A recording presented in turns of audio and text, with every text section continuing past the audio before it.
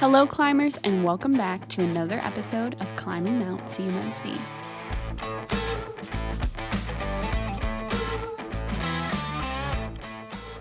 Hello, climbers. Today we are going to be talking about vendors and the 32 CFR rule. So we are excited to share some info about, many of you guys have been seeing maybe some things online about CSPs, FedRAMP, the requirements, what does that mean? You might be a contractor or subcontractor that's in the DIB space going, what the heck do I do with these vendors around me? How do I choose the correct vendors for my CMMC journey? If you're having those questions, those concerns, this is the right place for you. We're trying to help you. We're going to share some information that we have gathered from the rule, as well as how that could affect you. And we're also going to share some questions, some things that you should be asking your vendors when choosing them to help you better assess where they are in their journey. So I have Bobby, I have Adam. They're here to share their knowledge about all of this. They know way more about it than I do. But let's start this whole journey by talking about what a CSP is. I think this is important to start with because in the 32 CFR rule, it does discuss the difference between CSPs and ESPs, what makes it a CSP, what makes it an ESP, what's the difference. So let's talk about that. I am going to completely and totally steal what Karen Sanford said in one of our podcasts previously. It was a good summary. Because I think she did a wonderful job. Yeah. So when you are an ESP, you're going to have a contractual agreement with a client and a relationship that continues through time, whereas a CSP is somebody that could, and I think this is important to note, even in the rule, I'll put it up here, it talks about that you can rapidly, release with minimal management effort or service provider interactions, right? You don't need that interaction like what I was saying with an ESP. And so I feel like how she explained that with what the rule says is a beautiful explanation of the difference between those two. So if you're wondering what you are, maybe that will help. I think one of the things that's important to kind of think about is that the CSP is a subset of ESPs. So it's not one or the other, but it is, I think, good to maybe use some examples. Like a CSP would be like Blackpoint, right, Adam, or Azure. Those are examples of CSPs that are kind of like what you're talking about, Kaleigh. You just sign up for them, buy the subscription, put your credit card, you're done, right? You don't have to really do anything. Whereas an MSP like us, we're still an ESP. We're just not a CSP. We have a contract, we have services, we can negotiate the contract, we send them quotes, they accept it or they don't, maybe they make some changes. It's much more relational. Right. Yeah, or ultimately you have your cloud service providers like Microsoft, Amazon. You want to get a resource out there, your barrier to entry is your credit limit. Basically, swipe the card, you're in. Your ESPs would be the people who are doing stuff on top of that. Could you be an ESP that's also a CSP? I mean, there's companies out there that will do all the above, but I'd say most companies will probably fit into that ESP model. And that's where a lot of our vendors seem to start to hit, but there are certainly going to be some out there that do provide the cloud resources as well. Right. So it's just important to understand the differences, where those boundaries lie. And that ultimately just gets into overall just understanding scope. And so, too, if you're new to this discussion, or maybe CMMC and specifically the final rule that was just released, the 32 CFR final rule, you might be asking possibly why do they talk about CSPs the most out of all ESPs? And that's because CUI, right? And environments that store or transmit or process that, right? And so those are the ones that they're the most nervous about. By they, I mean the DoD, right? They're nervous about the CUI in that space. So in case you don't know the CUI, just in case you happen to just be freshly tuning in, you haven't even done this, the CUI is basically the Controlled Unclassified Information the government has given that contractor. And now they could potentially pass it off to another vendor. And if the government entrusted that to you, of course, they're going to be super curious about that data going somewhere else. Mm-hmm. And so this starts this whole kind of, gears turning on this whole process. Yeah. And I mean, it fully makes sense. If their CUI is in that environment, they want to know what that environment is. So we take that seriously, and we hope that you guys are too, tuning in. So let's talk more in depth about what you need to have ready. And by that, what we mean is what the vendor should have that you can ask them about that should clarify to you where they are at in their CMMC journey or their qualifications, right? Because you don't want to know that when you're doing your assessment. That would be impossible. You need to know that stuff before getting into this. So let's talk about Bobby and Adam. Let's talk about the first thing that we want to discuss about what they need to have ready. What kind of audit have you had, right? So you can ask that to the vendor, what kind of audit they have had. And what do you mean by that question? Like, what are you trying to clarify to that person? Well, I think where this kind of really comes down to a fine point is a lot of vendors thought that they were off the menu until the final rule dropped, right? Because the final rule drops, and then everybody was thinking if you're a cloud provider, chances are you were going to have to be FedRAMPed. And now, spoiler alert, because of the way the rule is, it doesn't necessarily have to do that. So now we have to start thinking about, just like what you're talking about, Kaleigh, what type of information that you want to have. One would be, do they have a FedRAMP ATO? Are they, in the FedRAMP marketplace? That would be a good conversation to have, right, Adam? What are some other things that you would probably want to know if they're not in the FedRAMP marketplace? Well, it again all comes down to the data and what's in scope. If it's a cloud service provider that stores controlled unclassified information, FedRAMP is what you have to have, no ifs, ands, or buts. Yep. Now that brings into your other data classifications, like security protection data. When we look at the assessor guides and what's out there, it's to be assessed in scope of CMMC against all 800-171 requirements relevant to what it's providing. That opens those doors to where we can go in and start looking into it. So what should the vendors be providing to help us out there? Well, if you're FedRAMP moderate or equivalent, which, spoiler alert, the only thing equivalent to FedRAMP is in fact still FedRAMP. You don't say. Yeah, fun DoD memo on that one. But anyway, if they've got a FedRAMP ATO, awesome, great. If they're working on their FedRAMP ATO, still awesome, great. But if they don't need to go that route because they're not storing, processing, or transmitting CUI, I want to know what other frameworks they may be hitting and how they're going to be assessed relevant to what they provide. So if it's a SIEM tool, like there's a Splunk or Elk or an Elk Stack or any of those other ones out there. What I want to specifically know is how that impacts my auditing and accountability domain. What do we have around that? What protections are in place? And what can they provide me? Some options they could do to help facilitate that process. Do they adhere to and align to other security frameworks? Maybe the ISO 27000 family, or just a good robust CIS practice. Maybe they've gone through a PCI DSS assessment and they've been able to scope that further than just their cardholder environment. At the end of the day, what other framework have they aligned to, and what's the scope of that engagement? A SOC 2 Type 2 audit is absolutely useless to me if it only covers their CRM. Right. I want to know about their dev environment, etc. So that's a good starting point, is what has a vendor already done? What have they been assessed against? And can I see a copy of that? Most vendors will still ask for an NDA, but still, how can I see a copy?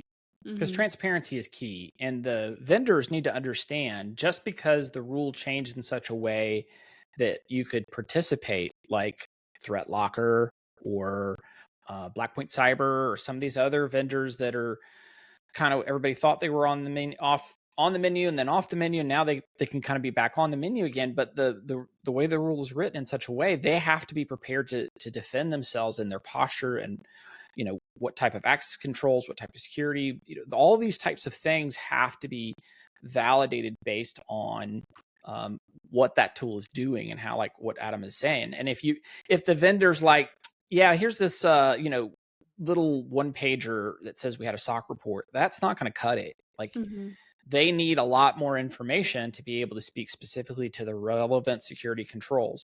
And inside those systems, you might be able to provide that, right? So you might be able to show your separation of duties in those products. You might be able to do those types of things that are going to be required, but you're playing by their rules. You need to step further outside the boundaries of that and understand, like what Adam's saying, is that the risk about using that vendor overall. That's one of the things you're really great at, Adam. I always love how you really drill into that. Can you talk a little bit more about the risk piece of those types of things that you would want to know? Yeah, because at the end of the day, whenever I bring on a new vendor, I also bring in the risks that come with them as well. So my decision to adopt a vendor is really a very strong exercise in risk management. Because while they may be able to solve a problem, again, what are they bringing to the table that could cause a problem? Right. So I want to know things. I've already asked for their security reports that they have available. Some other questions I might have is, have they done any kind of penetration testing? What does their vulnerability remediation processes look like? Right. How do they handle their internal staff training? How do they separate my data from other data? What do they have in place for, to again, protect the confidentiality, integrity, or availability of my own data in that platform? What kind of resilience planning do they have in place as well? Because, if their platform goes out and I can't do my job, I've got a problem. So I start by asking those questions and start to drill into some of the meat and potatoes of what they bring to the table, so that I can therefore be a little bit more informed about the risks that I'm taking on and what I can do about them. Because in a worst case scenario, the last thing I want to do is adopt a solution. It works great for 6 months, and then it absolutely dies, hits the fan, is complete garbage, and I have to rip that out and start over. That's just a giant waste of everyone's time, money, energy, effort, etc. I could be locked into a contract. Who knows? But again, this whole entire process is to just keep asking questions in order to get answers so I can make an intelligent decision. And to do that, I need to have good, clear answers from the vendor, a good amount of healthy transparency, even if that transparency is still locked behind a non-disclosure agreement. Yeah. But I still need that information to make my decisions. Yeah. So you kind of hinted about this a little earlier, Adam, but I really do want to talk more about this graph that we are going to pull directly from the rule, the 32 CFR rule, which talks about a CSP and not a CSP. And it brings up a few things that you've already mentioned, CUI and security protection data, right? And what is required of that CSP, whether they have CUI in their system or they don't and they have SPD, security protection data in their system, what is required of them. Now, something that is important to note is if they are with or without SPD but have CUI in the system, they have to meet FedRAMP requirements. It's what it says in this graph that I'll put up on the screen. But then if it does not have CUI, but does have SPD, then they will be assessed as security protection assets in the OSA's assessment scope, right? So that is a really big deal, because if you are a person that is a contractor or subcontractor listening to this right now, just note that your CSP that you are using is going to be pulled in to your scope of your assessment, right? And you want to make sure that they are going to be able to hold up their end of the bargain, right? So that you don't fail something because of them. We talked about this with ESPs, or specifically MSPs that are servicing OSAs. Sorry, that was like a lot of little letters all next to each other. So sorry about that. Yeah. Before we get into the craziness, the alphabet soup that I listed off, all the acronyms, okay, I think it's important. And Adam, you always do a great job of this. So let's just break those down really quick for people that might not know what SPD is, what CUI is, what FCI is, all that stuff. Let's break it down for them all. Yep. So let's just hit it real quick. FCI is your federal contract information that is in scope for your CMMC level 1 practices. CUI is your controlled unclassified information. That's the meat and potatoes of CMMC and NIST 800-171. You're probably getting that from the government, and it has to be protected, and you apply your safeguards depending on where that goes to the organization. Who touches it, where does it live, how do you do it? But then we have that category of security protection data, and I'm just going to read straight from the rule here. So security protection data means data stored or processed by a security protection asset that are used to protect the OSC, organization seeking certification's assessed environment. It is security relevant information, and it includes but is not limited to configuration data required to operate an SPA, log files generated or ingested by an SPA, and data related to the configuration or vulnerability status of in-scope assets, and passwords that grant access to the in-scope environment. Right. So those are the main terms that keep coming up in CMMC conversations and discussions. Mm-hmm. And each one of those has its different practice requirements associated with it. Like I mentioned, FCI is level 1, CUI is level 2. Security protection data comes from your security protection assets, which are expected to be in scope for both level 1 and level 2 and need to be assessed appropriately. Exactly. Yep. That's perfect. And that goes back to just like I was saying before, that if you look at the graph that we have up on the screen, that if you are a CSP that does not even store CUI, but does have SPD, security protection data, you will be in scope of the OSA, organization seeking assessment, and you will be assessed as a security protection asset. Okay, so hopefully with Adam's descriptions, thank you, Adam, and what I just explained there, it makes you understand this graph a little bit more. That's critical to know when picking a CSP, when picking a vendor that's going to do services for you. If you are on your CMMC journey and this is the climb that your company is pursuing, you got to take that stuff very seriously. So I love it. Let's get into the last point here. And it's really, what do you need to know? What do you need to know going into picking that vendor for you, whatever it may be for? Bobby, I'm going to kick this question over to you because you have literally experienced this, because you do have to also do this as a business owner. You have to pick these people. What are the things that you needed to educate yourself on before picking those people to maybe help these contractors and subcontractors, businesses listening to this podcast episode, get into your shoes and kind of think about that? Yeah, I feel like I'm hearing Beatles song, the long and winding road, the long and winding road, I actually do know what you're dun, talking about. dun, it's just like, it's no joke. You're either chasing the vendor down to try to have them give you the information so that you can use their product because they're not prepared to have the discussion with you, right?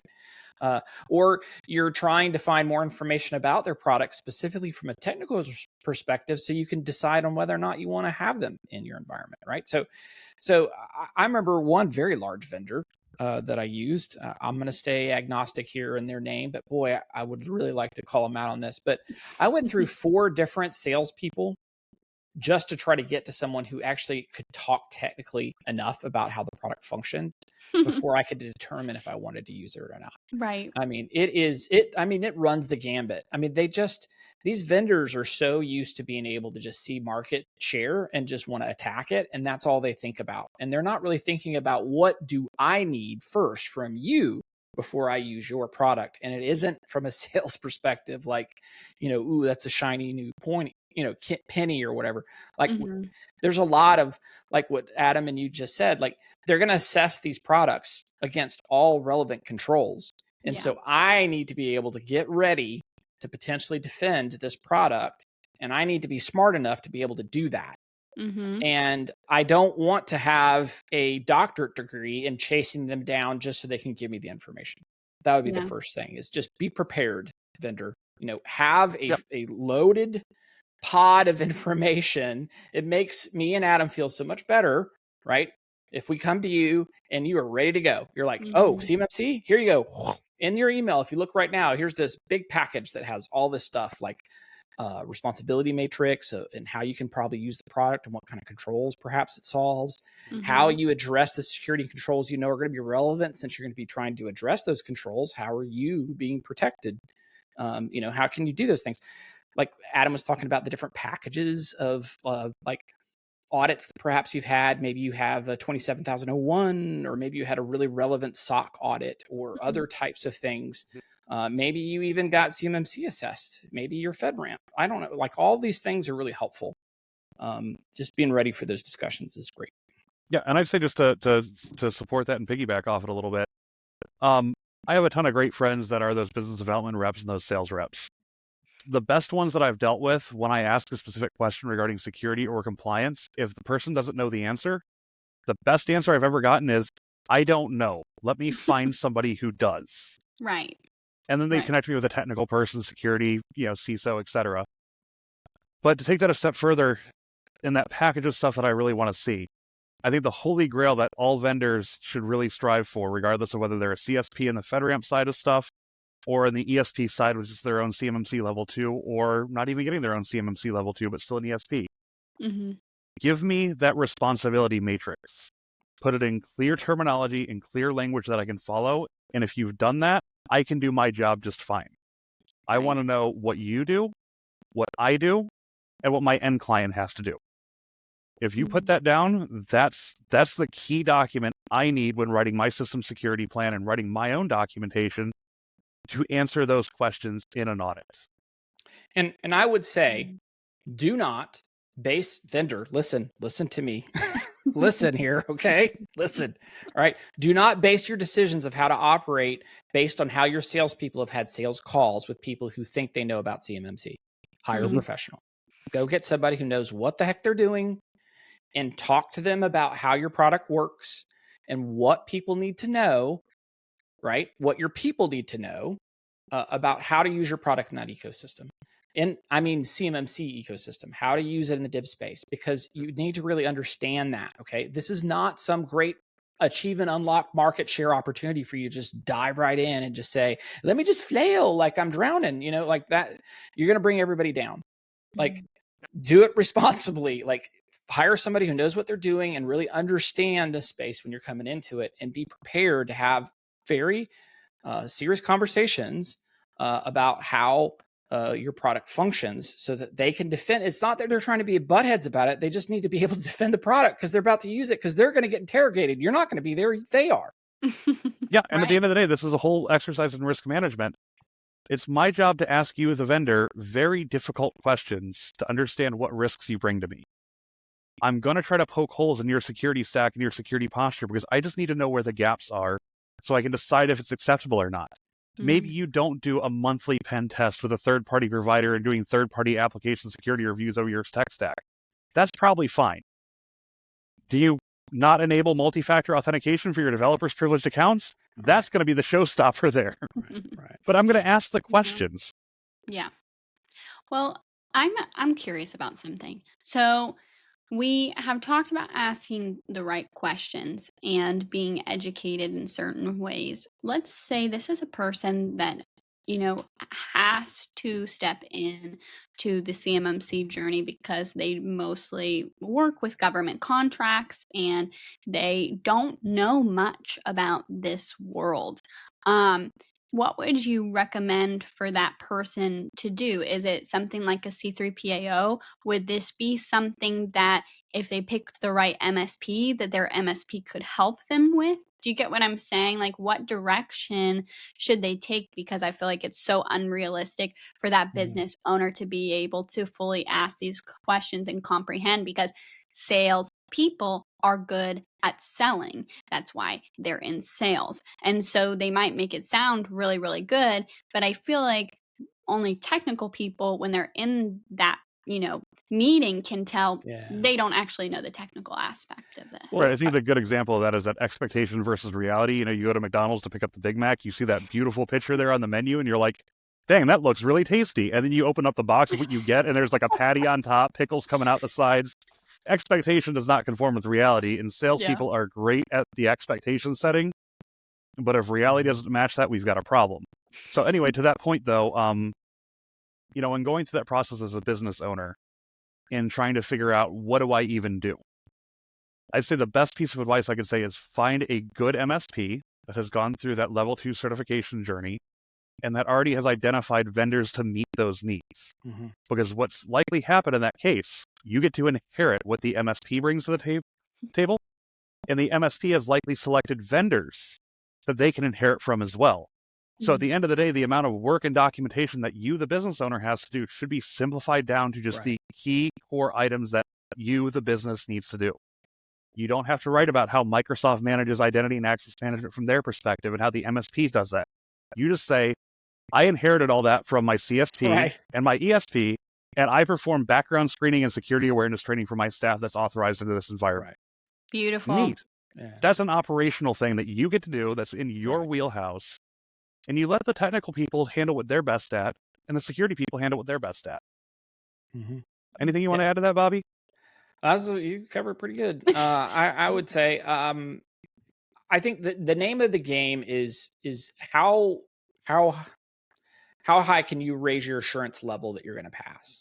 Exactly. If you're doing it solely on your own, then you better have a really good consultant that, somebody like DefCert, for example. Those guys are solid. They're really good consulting companies. I'm going to call just one out. There's others that are out there, but the reason why I just picked them is they're not a C3PO. They just do consulting, but those guys are sort of the skunk works of CMMC. They really just get into it and just figure out how to make this thing kind of stand up and bark for you. But that's their thing. That's what they do. That's what they love, right? Whereas with an MSP, they're going to come in and they're going to provide help desk support, and they're going to try to do it in a compliance fashion and get you moving across the finish line. Those are different ways that you sort of have to attack it. The bottom line is you need solid experts who know what they're doing. Yeah. So even if you're trying to do it on your own, you still need to have a consultant that can come in and help you try to pick those vendors and have those difficult conversations. Because if you are picking them on your own, you're sort of building your own stack. You need to have those conversations. You need to be able to defend yourself when you're picking those. So because you don't want to go through and change those. When you write your system security plan, like our system security plan is what, like 200 pages ish of documents and growing. And growing, right? I mean, and then that's not even including the policies, and Lord, that's not even including the procedures. Right. So my point is if you change some of those vendors, the amount of documents you sort of have to trace down to find, it's no fun, So you want to make sure that whoever you pick, like that's someone you're in for the long haul. And so you want to go through all the stuff that we're sort of talking about to make sure that that you're not going to shoot yourself in the foot and wish that you could go back and pass and punch yourself in the face, right? You just really want to make sure that you're choosing wisely when you're doing that. So whether you have an implementer that'll do it for you, or you're going to try to do it and have someone recommend it and kind of like turn the keys over, but you want to make sure that you're using the right people to accomplish those types of tasks. Couldn't have said it better myself, you guys. You said exactly what I was thinking. I also just want to plug too. We did discuss a little bit more about inheritance and what that means in our podcast about MSPs and ESPs and what the 32 CFR final rule meant to that community. So if you want to go check that out, you can. Another thing that I just wanted to just include in here is with everything that Bobby said and everything that Adam said, another thing about picking that person and the right person is like, if you are somebody who is a contractor or a subcontractor that is listening to this, just know this is not a one-time assessment that you get to and you throw a party and everything's done. You have to review yourself as a company personally once a year, and you have to be reassessed every 3 years, right? That's a good point, Kaleigh. Let me touch on that for just a second. As a vendor, you got to think about that too, right? You've got to keep your information relevant. What I've seen this so many times, you got to reach out to a vendor, Adam, and they're like, oh, here's our CMMC information, and it has 5 levels in how they talk about it. Right? That's the old version, like 1.0 version of CMMC. There's only 3 levels, right? When I see something like that coming from a vendor that is so obviously stale, you're just like, this is trash. I can't even use this. So you want to make sure as a vendor, like Kaleigh's saying, every 3 years you have to get re-audited, and every year you have to do an assessment and a test to like a personal assessment of how your organization is doing.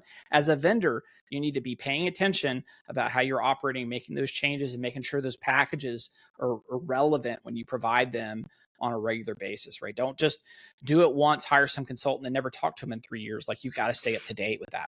Right. Because I can't think of any vendor out there in our industry or others that builds a product and says, we're done. We're Right. never doing anything with it, especially in Perfect. software It's and incredible. technology. I mean, we finished our own assessment and everything like that, and we were already, had a page of notes of all the things we wanted to improve on it before we were even done. Right. Yeah. So vendors, if you're continuing to evolve and improve your products, which I know you are, update your stuff regularly and communicate when that happens. Mhm. You give release notes when you update your agents and whatnot. If you update your documentation, just include the link to that. Will the general population of the world care about that? Probably not. Will people like myself who have to defend that in an audit care about that? Absolutely. Ooh, that brings up a great point, because if you're a business owner and you're listening to this and you don't want to have to keep track of all of this stuff that's happening, Adam will keep track of it for you. So just reach out to him. No, I'm just kidding. But Your what I check is am my serious, command. but what I am serious about is you want somebody that's going to be on top of that stuff. Like if one of your vendors is changing something or updating something, you need to hear about that. You need to know Right. about that. Do you, as a business owner, want to keep track of all of that? Or do you want somebody to help you keep track of all of that? I think that's really up to you. Yeah. But I think it would definitely help if you had somebody that was more, in depth into that space and knew more about those changes. And that would be Sure. really helpful for Sure. you. So, anything else you guys want to add before I close today? I think you guys No. crushed it. You covered it pretty well. All right. Well, Just buyer beware. I Just make wow, sure I'm you know what shocked you're it doing took when you're this hiring long for you to vendors. say that phrase. Yeah. Wow. Well, guys, I hope this was helpful to you. If you are either a vendor that's just trying to get some encouragement on what to do and what to be prepared for your clients, or if you're a contractor or subcontractor that's in this space that needs to be asking these questions to vendors, we hope this was helpful to you. If you have any other thoughts about this, ideas on questions to ask, please put them in the comments of our YouTube video or in LinkedIn. So we'd love to hear about that. And we'd love to hear if you want to hear more about this topic, even in vendors and in that space too. So Because yeah. Kaleigh, remember that the post that I did with they're on the menu again with the Oh yeah. Lord of the Ring things.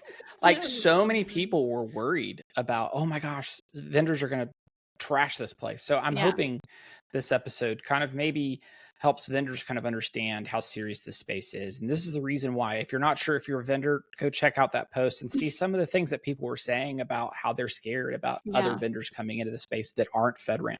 Yeah. And maybe you might think it's fear mongering, maybe you might think it's well placed, but it's still worth a check. Yeah. Yeah, and I would Definitely. just like to support that and call that out a little bit. I know we're trying to wrap up, but I think it's super important. From my perspective, if a vendor contacts me and starts talking about their solution and how great it is, I'm talking to a sales rep who I inherently think is lying to me, point blank. Because at the end of the day, their job is to get the money, right? And again, I've got plenty of good friends that are business development reps, love them to death, etc. But your job is to make money for your company, and some of them out there are absolutely don't mind just saying what they think to get the money. Right. Mhm. The thing that's going to actually prove whether you're going to get my money or not is that responsibility matrix and that vendor due diligence process that we go through. Right. It's not fun. It's not easy. I'm annoying and ask you a million questions, but I've got to do it. Yeah. So Listen, we only deal in certainties around here. Am I right, Bobby? That's yeah. right. So to Bobby's point, and to the industry at large, I assume the vendors are going to BS stuff. They're going to make things up. They're going to stretch it a little bit to try to get the business. And that will have a negative impact on us as an ESP and the MSP side of stuff. And that will have a further negative impact to those small businesses out there who don't know any better, who are trusting MSPs to get it right. So our trust has to be placed in the vendors, and the vendors have to get it right. And I think that's, I can speak for the people in those comments as saying we're worried that the vendors are not going to get it right and are going to try to pull, the rug over us and pull a fast one. Definitely. So don't do that, vendors. Let me grab the camera and shake you a little bit there. Don't do this. Transparency, please. Transparency. Well, thank you guys so much for listening to this episode. We hope you enjoy our coverage so far on the final rule. And again, I'm going to repeat, it is final. So for right now, this is the certainty that we have going into December as all of this begins and the assessments begin and the phases begin. Here we go. So make sure to tune in next Thursday for our next episode. We hope you guys enjoyed this one. And just remember, keep on climbing. Bye, guys. Make sure to follow us on LinkedIn and YouTube to stay up to date on the latest CMMC news. We hope you guys enjoyed today's episode and listen out for the next one.